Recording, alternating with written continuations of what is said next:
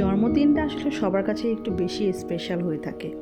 আমার কাছেও ব্যতিক্রম কিছু না। তো আজকে যে জন্মদিনটা নিয়ে আমি এই ব্লগটা করছি, আজকের এই ব্লগটা আমার ফারজানের বাবার বার্থডে নিয়ে। আমরা আসলে আগে থেকে প্ল্যান করে রেখেছিলাম যে বার্থডেটা আসলে আমরা একটু বাইরে যেয়ে করবো। ওইনে এই ওয়াটার পার্কে যাওয়ার জন্য আসলে আমার প্ল্যানটা ছিল।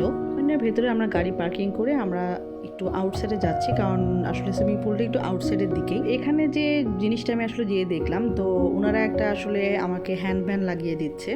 এটা আসলে একটা টিকিট, লাইক আমি যে একটা টিকিট কেটেছি। তো ফ্রাইডেতে আসলে সবসময় 600 টাকা ওরা রাখে, আদার্স ডেতে আসলে ওরা 400 টাকা রাখে।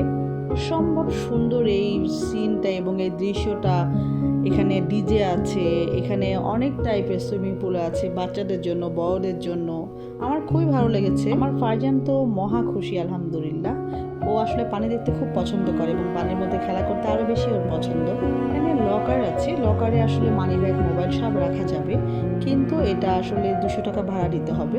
তো যখন এগুলো আবার রিটার্ন নিব তখন 200 টাকা আবার ওনারা ফেরত। সামনে যে চেয়ারগুলো রাখা আছে, এখানে 50 টাকা ভাড়া ইউজ করে আপনারা এখানেও ব্যাগটা রাখতে পারবেন। খুব অল্প খরচে খুব সুন্দর সময় কাটানো যায় মমইনে।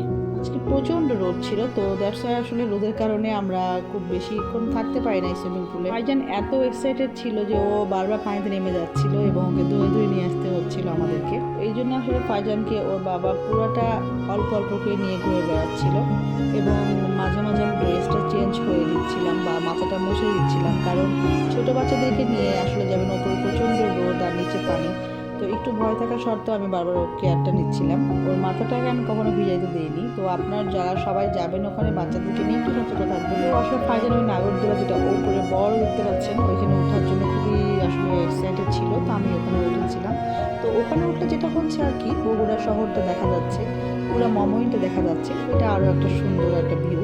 মমইনের ওখানে যে থাকার ব্যবস্থা আছে, ওইখানে আসলে থেকে এনজয় করতে আরও বেশি ভালো লাগে।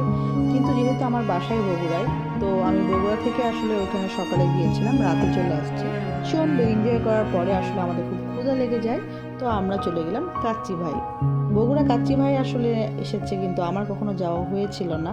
কাচ্চি ভাইয়ের এই মেনুটা আপনাদেরকে দেখানোর জন্য আমি একটু শর্ট ভিডিওটা নিয়েছি। এখান থেকে চলে যাই আমরা কেএফসিতে। কেএফসি যে আমরা আসলে কেএফসি খেয়ে আমরা কেক কাটি এবং আমার হাজব্যান্ডের বার্থডেটা সেলিব্রেট করি। আত্মীয় স্বজন নিয়ে, বন্ধু বান্ধব নিয়ে আমরা আসলে কেকটা কেটে এবং এনজয় করতে খুব ভালো লেগেছে। এই পুরো ভিডিওটা আমি নেক্সট ভিডিওতে আপলোড করব। সুন্দর এই বিকেলের মোমেন্টে এনজয় করতে করতে আমার সময়টা শেষ হয়ে এসেছে। আপনারা সবাই ভালো থাকবেন, দেখা হবে নেক্সট ভিডিওতে। Tata and bye bye.